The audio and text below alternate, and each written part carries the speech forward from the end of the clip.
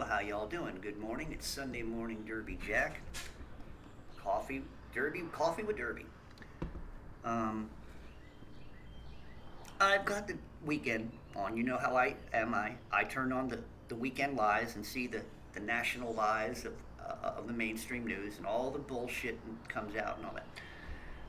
Now I've been watching all this stuff about who's on the ballot and what people. They got that Neanderthal guy. I don't know. I guess that guy with the big head. I mean, he looks like he's a Nephilim. I mean, one of the fallen giants almost. He's in front of these flags talking, and all of a sudden the wind blows all the American flags down.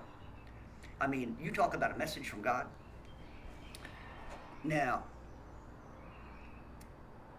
in the Old Testament, God's people, since the time of Adam and Eve, and I've been mentioning this about the fall, there was a severing. The relationship between man and God was severed. Okay, God had a relationship with Adam and Eve, and then when it was severed by them, turning away from Him, by them, listening to the serpent and being beguiled, that severance was no longer could mankind have that relationship with God until something would have to happen, which, of course, we know in the New Testament was Jesus. But man not having that relationship with God, okay, what would they would cry out to God to give him a leader. Now God gave him a leader. Not all leaders that were ordained by God. And we know that the word says that the leaders are ordained by God. Not all leaders ordained by God could be good leaders. Some of them leaders that they cried out for ended up slaving them, or they got turned over and got slaved by somebody else. And when they got slaved by somebody else, they'd cry out to God, and God would deliver them. God was always there to give them a king, to give them a leader, to give them a prophet, because that was the only way they had a relationship. Nobody at the time, we didn't have, from the old, they were still writing the Bible. They were still writing the books. They still had the Old Testament laws and all that. And so now we have the same thing going on. The reason I brought this up because I'm watching all this stuff about the voting. The Democrats, the Republicans. Oh, who's on the ballot? All this stuff, and then you got Christians out there who are praying to God for their man, praying to God that their side wins. The same thing as the Old Testament. The difference is that they have, if they're Christians, they're supposed to have that relationship back with God again. To be able to talk and fellowship with God in spirit. But many don't have that, or many deny that. Sometimes faith is that I put this all in God's hands, and knowing also that what is going on in the world right now, especially in this country, the voting thing, it's all a sham. Now, here's the thing. If Trump were not to win, the biggest test is, have they broken the back of the Americans? Okay? If Trump were not to win, looking at the way things are, because everybody say, oh, everything's changing. It's a blue wave, this and that. Democrats are voting Republican now. If that's the case, and Trump were not to win, would the people rise up? Would there be an actual, real resurrection?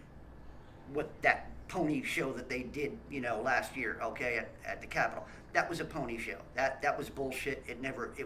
That woman never died. So you people, the thing of it is, they're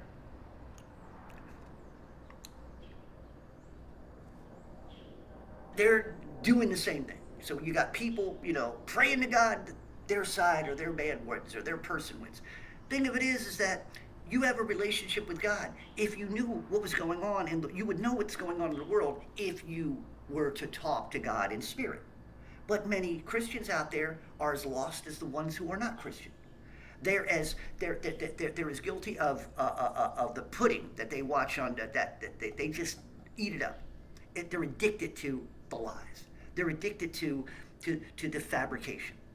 Because to them, it's the only, I keep going back to narratives, it's the only narrative they can believe in. It's the only narrative they lived in.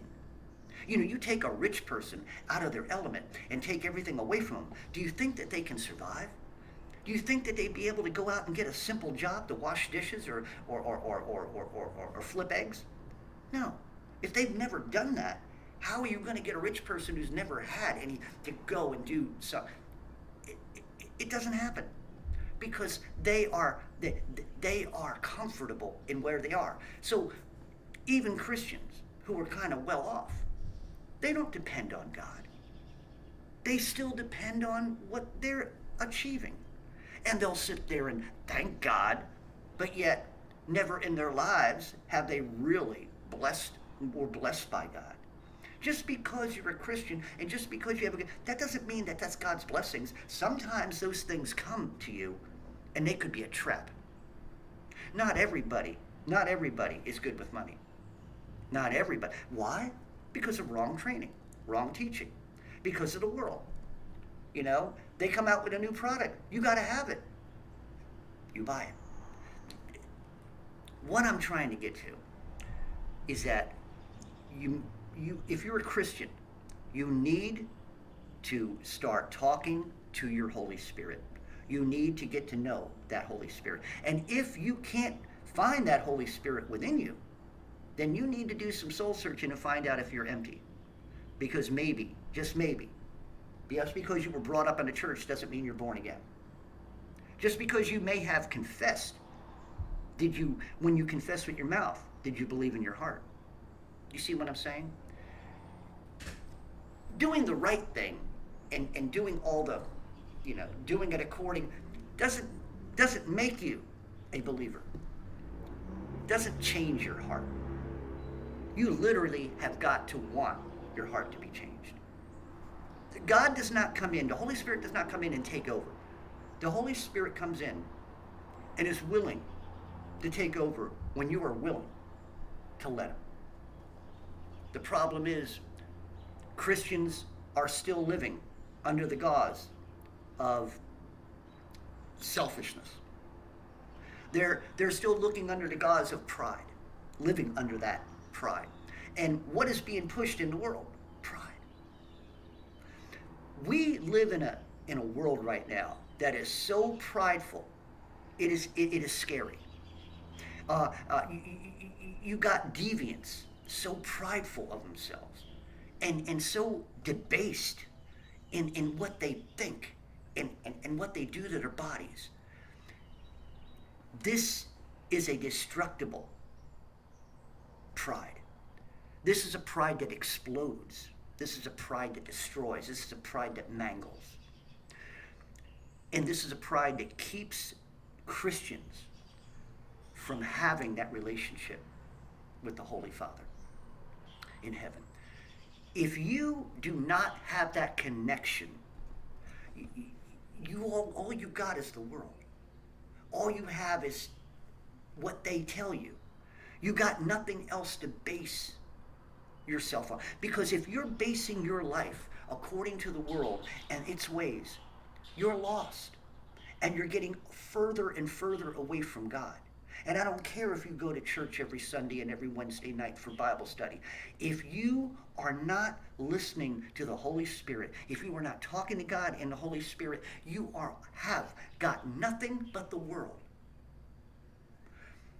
You got no foundation. How many Christians do I actually talk to out there in the world? And I'd ask them, is Christ your foundation?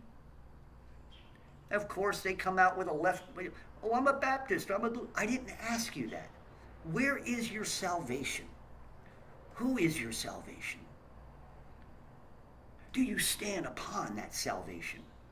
And do you talk to the Holy Spirit? People look at me with glazed eyes and looking, They've never been taught it. Never been told to think that way. They've gone to church all this time and know absolutely nothing about the Holy Spirit.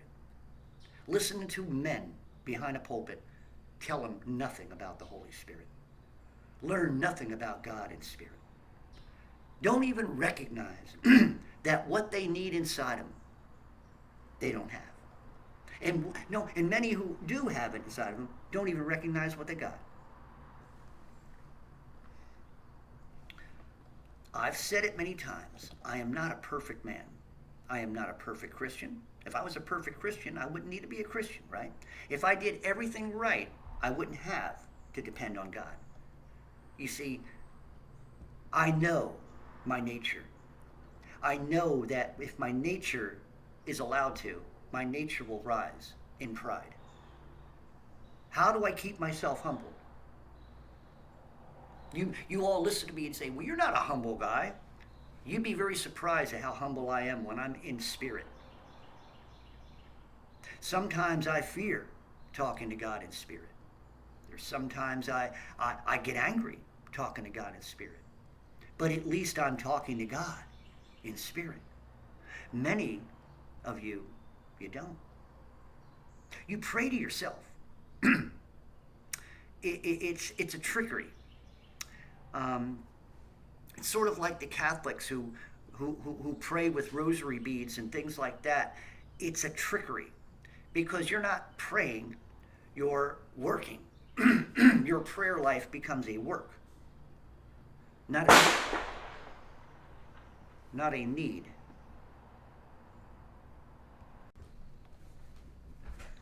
I'm back. Some butthead blowing off fireworks. Anyway. So, what is happening to the Christians? They're depending on idols. They're depending on people and not depending on God in spirit. I think I'm going to need to cut this short. So anyway, understand that what is going on in the world, and if you concentrate on the things of the world and live according to what the world is telling you, as a Christian, you're falling away. You understand what I'm saying? Sooner or later, that Holy Spirit's going to get tired of you. And I'm telling you, yes, you will, and you can lose your Holy Spirit. That Spirit can leave you. No man can take it, but you can let it go. And if that Spirit gets to a point where you're not listening, and he has tried every possible way to get you to pay attention, to listen to him, and not follow the crap in the world. But no. And if you do follow it, you follow it from a negative.